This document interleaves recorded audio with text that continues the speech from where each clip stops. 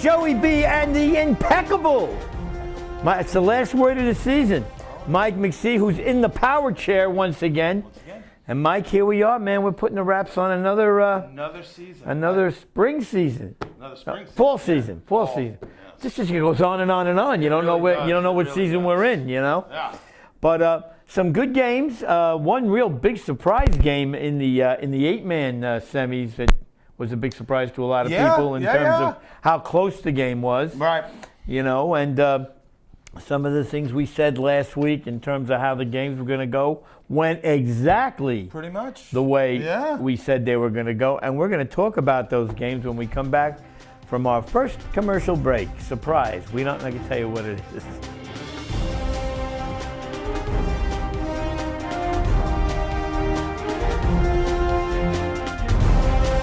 Hey, Joey B here in Mark Perone's hairstyling salon in Morris Plains, New Jersey. And I guess, Mark, I have to interrupt you here. I guess I caught you at a bad time. Joe. What makes you what you are?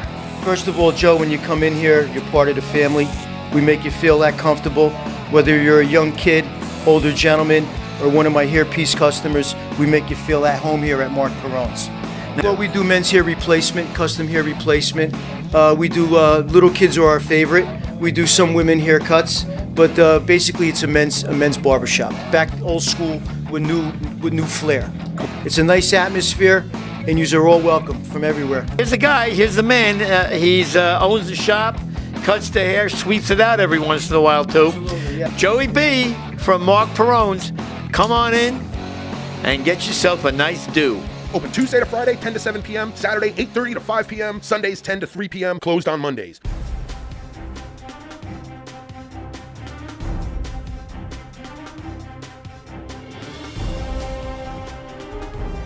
All right, so we said we had a barn burner to start at Hackensack University football field. Yes.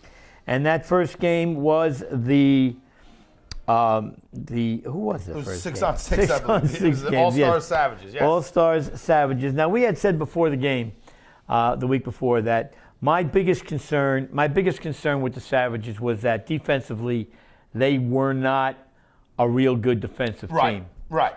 And that's what I said would be their downfall, and I was 1 for 1. Yes, and the All-Stars covered the spread. They sure did. By a big number. A final score of that game was 40-19. Oof. And this was vintage All-Stars, vintage Titano. Yeah, they just, on both sides of the ball. Yeah. Everybody did what they needed to do. Like you said, I mean, that's really all you can say is that was vintage All-Stars right there. Takeaways, Titano hurt him short. Yep. He hurt him deep. Yep. Always in control once again. Yeah. Always in control. Savages now got a taste. You know, they got bumped in the first round last year. Right. This year, they made it to the semis. They're getting closer. They were a number 2 seed, I believe, right? They were a 2 seed, yeah. Well, they were a 2 seed, 1-2 in that conference. Right. And they're not far away. They're not far away at all. I mean, they were getting to Titano at times. Not consistently, but they would get to him, and you saw them kind of having to rush, having to just a quick little dump to one of the linemen. So they were getting it, but like I said, it wasn't consistent enough. You know, you give him that 1 or 2 plays where you're not getting to him, touchdown. You know, I officiated in the backfield that game. I was the back judge. Okay. And the one thing that I noticed during that game, and then it carried over, Titano always leaves himself an outlet receiver. Yes. Somebody to dump off to in case of an emergency. Yeah, he has a great line for 6-on-6 with Moiano and Luigi just sitting there. Oh, Moiano and Luigi, a great line. You know, a great line. And both of them can just, if they get beat, they know, just turn around and face it. He's going to dump it right to you. And these guys are good enough that they can run. And Luigi Luigi also can catch the ball. Yeah. Let's not forget that. Yeah. He can still catch the ball. So, I mean, the game was close for just about till the end of the first half. Yeah, and then Savages made some mistakes. Yeah, they made the picks. He went deep a few times. He got picked. There were a few calls that were very close in that game. But with 3 referees, I kind of trust the judgment of the refs on those close plays because it seemed to be a ref on top of every play. Right.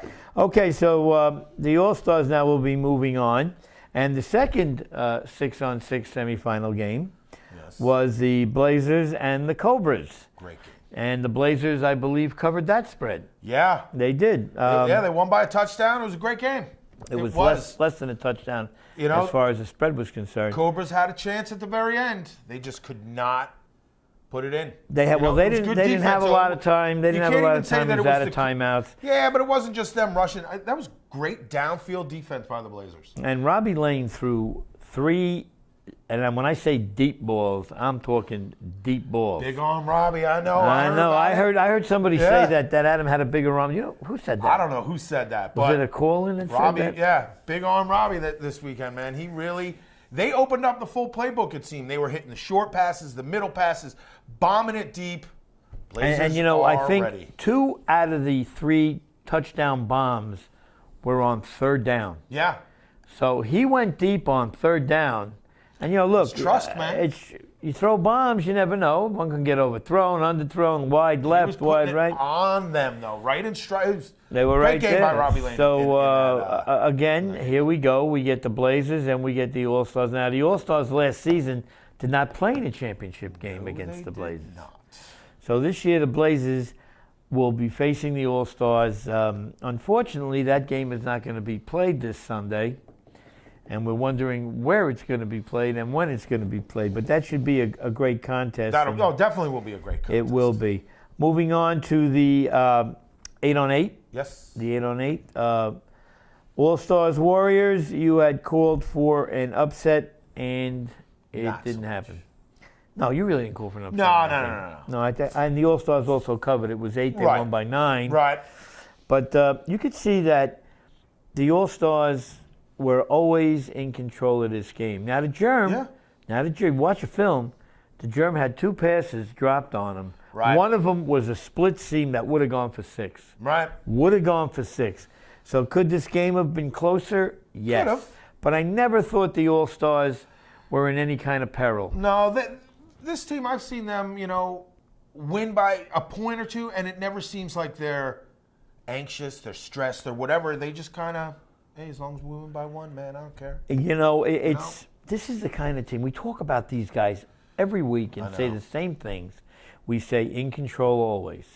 Never panic. Smart. Their defense is solid. O'Connell came up with an interception in this game, playing center field. So, we say the same things about them because they keep doing them. They do. They're consistent, man. That's why they're constantly in the finals in both leagues. Yeah. In both, both styles of play, they are constantly at the top, and that's a reason. That's not just luck. That's not just athleticism either. You could be the most athletic team ever. Just look at the Blazers a few seasons ago. All the athleticism in the world, but they couldn't get over that hump. Mm-hmm. Whatever they did in the last 2 seasons, that fixed it and brought it back down, and now they're in that. You could put them up there now. And I was on the Blazers sideline for their game. Mm-hmm. They're having fun. Yeah. They're like laughing instead of growling. They finally listened to us. Johnny the big lineman? Yeah. We were goofing all day on the sideline with him. Might as well catch and run. I like seeing him when he gets he did. But they have a different attitude. They have a new attitude. Attitude. And with talent and a good attitude comes winning. Yeah. And then you keep winning, and then you're just having fun. Yeah. It's not a chore like, does it? So, I can't wait for that game. Well, I know we're not talking 6-on-6 right now, but. Once again, let's mention something about the Cobras real quick. Yes. Again, they're in the game. I think Adam, who had 2 or 3 picked off on him, got a little bomb happy. He tends to drift off into that, especially when they get down a couple of scores. But their intermediate game is so good. Yeah. They are. We talk about the Blazers' speed.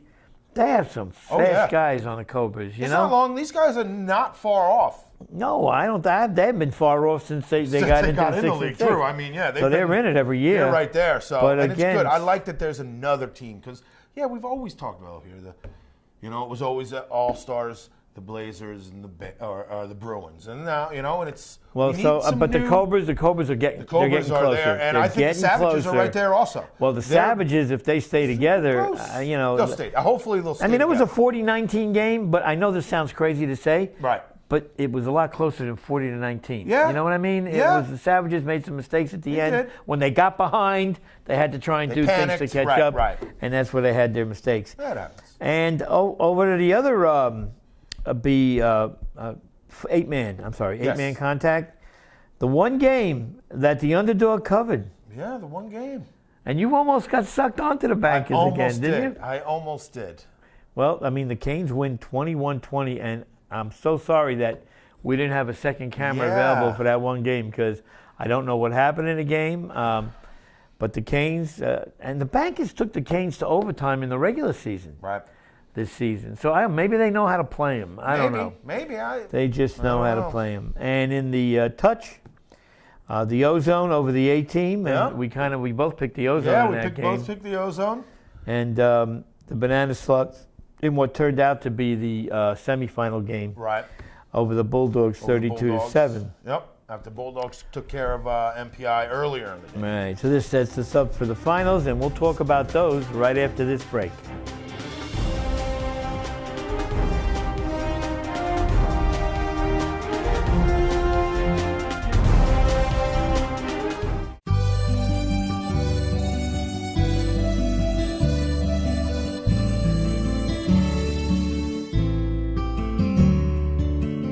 Here at Anthony Franco's, we take our food preparation very seriously, with the freshest ingredients delivered daily from the markets at Hunts Point and the finest pasta from one of Brooklyn's oldest pasta houses. We have a large variety of specialty pizzas, pastas, and sandwiches, along with a cozy dining area for your special events.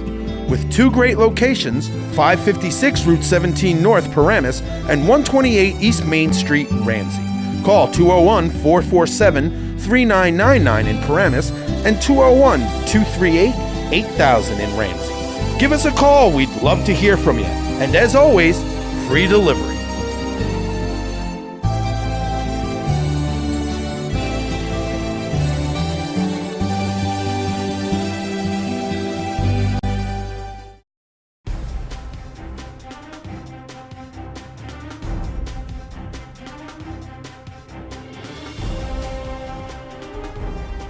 And Mike, back at Hackensack Football Central. Always. Best field we got. And when there's no wind blowing.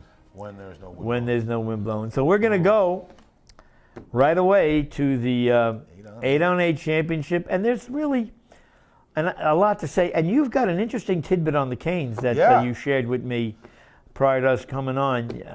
Why don't you fill it out there? I mean, a little Canes playoff history, finals history. Actually, this is their 5th chip game in a row.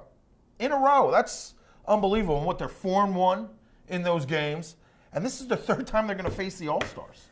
So they have been, now we're talking chip games. Don't forget we play a spring and fall. Yeah. So they've been in a chip game in both leagues for 3 years. Yeah. 3 years. Yeah. So, I mean, wow. And they haven't lost many games in that time. And the only time they got beat was last spring. Yeah, it was last spring. And that was a good game. Now we have the rematch. Which we all kind of felt. I tell you honestly, I thought the only team this season that could upset this rematch was the Express. Yeah. To me, they were the only ones that could, split it. We said that at the beginning of the playoffs. We were talking about this is that team that they could throw the monkey wrench in there. But and they were good. Express were they were the 3rd seed.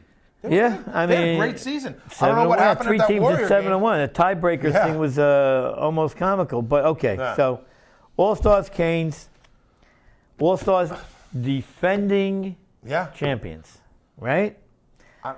So let's talk. I don't know what else there is to say about this game. Both teams look like they're at the top, where they're top of their game right now. They're both playing great. They're both back to what they were. So I don't know. I've been thinking about this all week. I have no idea. Actually, so have I. As a matter of fact, the point line, you put it up behind me, this game is pick 'em. Yeah. This game is pick 'em. I can't even go a field goal either way because both teams have very capable field goal kickers. Yeah, I really don't know who I can. And it might come down to that. Yeah. It might come down. It very well might. But for the sake of us getting argued with, let's make picks anyway. Oh, I don't know. And you can't even bring it down to, Well, I like the guys on one of those teams a little more. I like both these teams. All the guys on both these teams. So I don't. This is a straight down the middle. If This is what I'll call a non-social pick. Yes. We're not picking one team over the other because we like one more But than I'm saying the other. that's what it would have to come down to. For me, I think because Moyano loves when I pick against the All-Stars, I'll take the Canes. Okay, and you're taking the Canes. Really, cause. See, I'm taking the All-Stars, but I have a reason for taking the All-Stars. Wally, who I think has really come back strong from an injury that takes most people more than a year. Wally was playing the following spring. So now, was he the same Wally when he first came back? No, it takes a little while. He had to get the arm strength back. No, not this season. He came back early in that. But I think he's back to full strength. Yes. And I think he can throw the deep ball again. Yes. The All-Stars deep ball defense, I think, It's is good. maybe that much better than the Canes. Yeah, maybe. the Canes got, though, if we're going to go down that, the Canes do have that. They have two deep threats. They do. They do. Two legitimate, shoot, who are we going to get? Oh, I'm not who saying. Who are we going to roll over to? I'm not saying the All-Stars can't get beat deep. Right. What I'm saying is, I understand. I think they're more prepared, and I love the tree as safety. I like it too, man. But this is, and he doesn't get. O'Connell doesn't get enough credit for his speed. I mean, if somebody's in front of him, they'll outrun him. Yeah, they'll outrun him. Right. But if he's even or in a position to make a play, he's got some makeup speed to get across the field. But this game is, I mean, I don't know. Well, the line is pick 'em. I'm going All-Stars because I think their secondary might be a tad better, and I know I'm going to hear it if it's not. Yes. So we I'm have All-Stars Canes. Yeah. All right. Mostly because I always pick against these guys in the finals. Why? Again, I don't know. They asked me at the field, why? I don't know. I think this is a fantastic team. And it seems like they've gotten a little better over the last at least 2 seasons. They've maintained their level of excellence. How's that? Yeah. They're just both good. Someone's going to win. Game, someone's going to lose. Game. And that's what it comes down to. No surprises here. Yeah. Somebody's got to step up, though, and get into this 8-on-8. Somebody will make a play in this game. No, I'm saying in the whole 8-on-8 division, somebody's got to step up. I just said, this is the third time these two were playing in the last 5 years, or 5 straight for the Canes, and the All-Stars. This has got to be their 3rd in a row, 4th in a row, right? So we have the New England Patriots A and B. Yeah, I mean, what else? Come on, 8-on-8, step up. Well, we're gonna join up with other teams. Talk about that when we Take do down our the wrap evil up. empire, right? I mean, and our touch championship game. Now we called this game, man. Yeah. We did a good job calling this game because, we've been seeing the Ozone coming on. Right. Yeah. I mean, really coming on the last 2 seasons. Last season they got chopped off at the knees on some bad defense.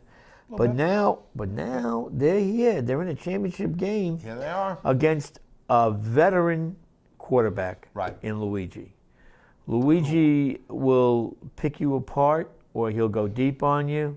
Mm-hmm. They got a lot of ways to beat you, the Slugs. I think the Slugs rely more on this than this. Yes. Where the Ozone, I think, and I'm not saying they're stupid, but I'm just saying that they rely on their athletic ability. And I think they have the edge in athletic ability over the Slugs. Yeah, I would say the Slugs have good athletes. They do. Ozone has really very good athletes. Yes, I agree with you It's there. just a matter of transferring it to the field or not. Yeah. So, I mean, this game is the second championship game on Sunday. And so what do? Do we ride the Ozone? I'm going to say Slugs are 4-point favorites in this game. 4-point, huh? 4-point favorites. This was, again, thinking about this all week. I'm going to go with the Slugs because of experience. I think these teams are pretty close in they're very similar. Like you said, a lot of athletes on the Ozone, which really is equalizer. Really the big equalizer. But that experience, like you said, the headiness of Luigi at quarterback, even Scotty, who knows to turn around where to be, get that ball out for that first down because he knows he's getting tagged. Real smart players. So it's brains versus, I don't want to say brawn, but you know what I mean. And that's what it's going to come down to. And I think it's just going to be the experience, and that's it. That the Slugs are going to squeak this one out. 4 points. Yeah, I'll take the points. You'll give the points. All right, I like the Slugs also. One thing that gets masked a little bit is Luigi's ability to break the pocket and go forward for positive yards. Yes. You don't look at him as the type of guy that can run. Right. But he knows when to break the pocket and take off. He knows when to dump it off to Scotty. Yep. He knows that he's got a couple of deep threats on his team that could catch the ball. Oh, yeah. So I think you add all that up into one word, experience, and that's a first-time championship game for the Ozone in Touch. I got to give the edge to the Slugs. I'm going to lay the 4 and take the Slugs also. But to be honest, I'm not going to be totally like, oh my gosh, if the Ozone wins. No, but when you're in a championship game, you got a 50-50 shot of winning, don't you? Right. No, I understand, but I'm not going to be surprised. I would be surprised if it was like a 28-7 Ozone win. Yes, then I would be I'd be surprised either way if that happens, because I think both these teams are that good. But Ozone, they could. They do. They warm up as the game goes on. If a team is ever going to win a championship first time in, I think it'd be these guys. This would be a great mark on the resume that you beat the Slugs for your first chip, and that's huge. But again, if the Ozone can keep this close, like I said, as the game goes on, last possession kind of game. They seem to wake up and get more physical and more active as that game goes on. These guys are definitely not morning people, so it's kind of good that their game is at 10:30. So if they keep this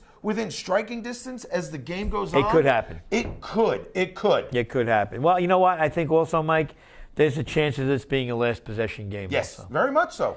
And, it'll be interesting to see if the Slugs are behind and have the ball on the last possession. It's going to be a good game. It's going to be good. It's going to be a good touch game. I look forward to watching this. Yeah. Now, also Sunday, and we really can't talk about it very much, it's the beginning of the Winter League, and we don't know who's on these teams. No. We recognize some of the names. We know the Dozers are probably going to have... Dozers are back, huh? Rent to Josh will be go. on that team. Dozers are back. I saw that on the schedule. I'm like, oh, my. Yeah, Goonies, I think they've merged with some of the Deadly Assassins, okay. So they might be. MPI. Yeah, Goodfellas are back. Yeah, that would be Pete. That would be Pete's team. And Slaughterhouse. Slaughterhouse is, I know they are one of the... who's on that Hollywood team? And I think it is. Canes. I think it is. I think is that them? It's a conglomerate I'm not team. sure. Well, we'll find out. I've never really looked into We're not going to broadcast during the winter. We got our 10-week hiatus, which is great. Man. And when we come back, we're going to wrap up the season in a quick 3-minute rapid fire thing. I like it. Mike will give you how he felt about the season. I'll give you mine when we come right back.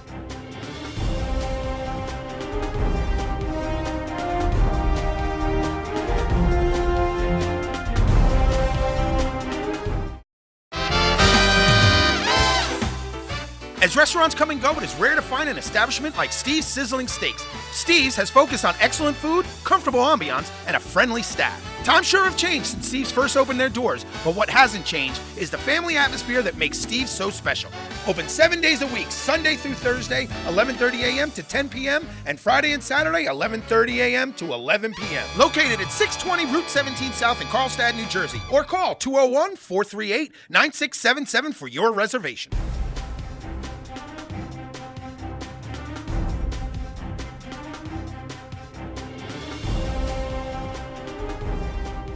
Okay, so as I said, before we wrap up the season, though, I do want to say, Mike, once again, man, we been together a long time. I didn't want to put years on, just a long time. Yeah, man. And we've been through a lot of stuff here. Yeah. But we're going to be live next in spring. Yes, we are. With a call-in, and it's going to be outrageous. It's going to be fun. It's going to be fun. So a little more fun to this league, right? That being said, your wrap on the league for this season. We kind of talked about it as throughout the season. Like we said, the 8-on-8 felt kind of meh to me this year. we just, somebody's got to step up. I don't care if some of these teams join up. Let's get some, it just felt flat to me. The 6-on-6 was great this season. We had a lot of teams now that we can look at that we're throwing them in the mix. Like we said, the Savages, Happy Team. That's another team that is on the rise. Orange Lantern is always there in the mix. So we're getting, 1, 2, 3, 4, 5 teams from the AFC. We're getting almost 10 teams now that could and have a chance, piece here, piece there, that really can take that step. 6-on-6 is thriving, I think. I think it's awesome. I'd like to see even more teams in there, but no, I don't. Anyway, touch kind of stunk that we lost teams. We lost, 3 teams out of the touch? But the teams that stayed were the teams that were going to be around anyway, I feel. Overall, I think it was a great season. We saw some good games. We saw some great regular season games. And like I said, some teams all of a sudden just rose up. And I like that now there's something more to look forward to. I like that there's new blood. Well, when the season started, you and I talked about this off camera. Were we going to get quality or quantity? Right. Turns out we got quantity because, and I hear your pain regarding the 8-on-8. We had 10 teams this year. I would not mind this seeing going to 6 teams with teams combining and making it stronger. Yeah. I think overall that would be a good idea, and I think also it would be an inducement for new teams to come in. Right. And I think the attendance factor would improve greatly. But as far as the play, the top 3 played like the top 3. Yes, they did. Everybody else in the middle, except for a couple of teams, took turns. Right. Bulldogs, Bankers, they all took. They all took turns going up and down. The teams, like the USO. Now, I mean, they were 2-6, but the USO made some big strides. They did. They won their first playoff game ever. Yes, they did. They're starting to understand what's going on. The Rockin' Redskins, chicken with no head was the way I think they played the season. Yeah. But Greater Than, I think, will be back. A new team. I Greater hope they Than come back. showed some stuff. They did. So I think the 8-on-8, although the quality didn't go 7 teams deep, the top 4 teams put on a good show. Mm-hmm. So, but I think that can improve. The 6-on-6, couldn't agree with you more.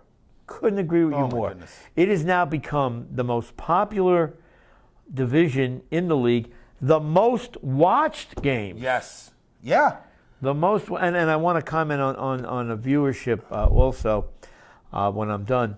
So I agree with you there. I think the 6-on-6 can only get better. Yeah, and it because is. the teams that didn't do well this year, now I think they're going to come back and they're going to try and improve. Yeah, definitely. The touch, losing those teams was tough.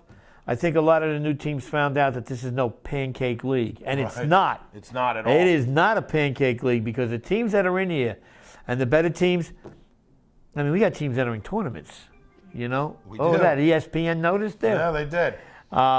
So, the touch will always be the touch. It'll always be 6 or 8 teams. Right. And as long as Luigi's breathing, he'll be in it. Yeah, he will. As much as he says every year, I'm done. But I want to just make a quick point on our viewership. If you take into account all the viewerships, and I'm talking about every game that we film, every show that we film. Now, you look on YouTube, and you see 105 views, 102, but that's not taking into account the people that watch it on the website. Right. That's not taking into account our international following. And I know you guys have trouble believing this, but we do have one. Yeah. So if you add all of those things up together, once again this year we were up close to 9,000 hits? Yeah, something like that. I didn't check it beforehand. That's 9,000 hits. Yeah, we're for a rec football league. For a rec football league in North Jersey. That's in taken. Bergen County. That's tried to improve itself. But I can't think of any other rec football league or Pee Wee football that has its own network coverage. Yeah. That has its own coverage. It's the only one. Yeah. It's the only one.